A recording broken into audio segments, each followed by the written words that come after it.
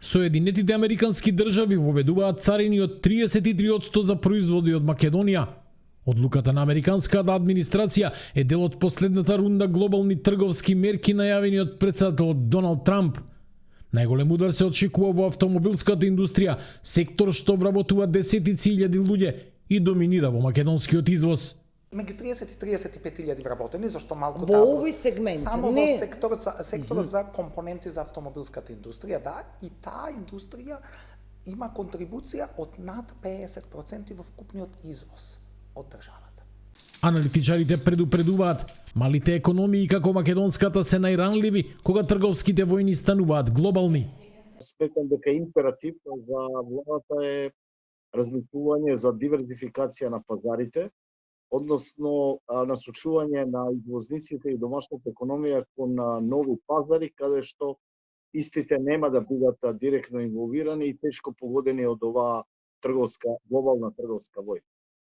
Податоците на Државниот завод за статистика покажуваат дека вкупната трговска размена со САД лани достигнала 314 милиони долари, пад за 2,1% во однос на 2023-та.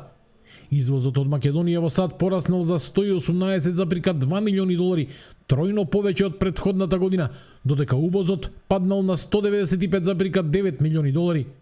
Според сценарио на Центарот за истражување и креирање политики, ако трговската неизвестност продолжи, Македонија ќе се соочи со сериозен економски удар.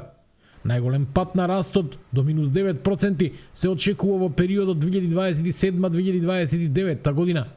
Сепак, од владата ги демантираат ваквите црни сценарија и порачуваат: ситуацијата се следи внимателно, а планот за одговор е веќе подготвен.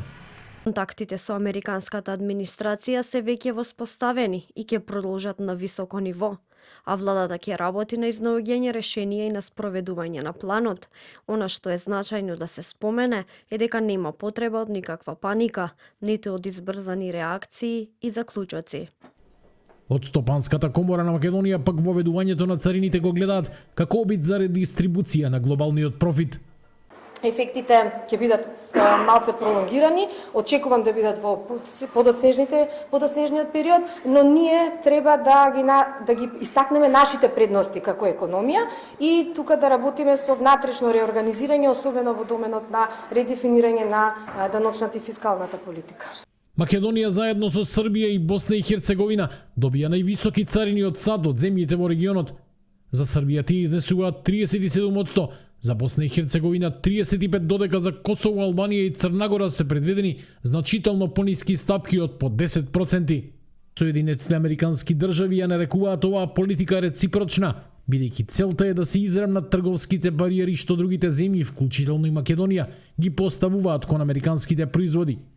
Американскиот претседател Доналд Трамп го прогласи 2 април за ден на ослободувањето, со порака дека сака да ги врати парите на својата земја преку царини, кои ќе стимулираат американската економија.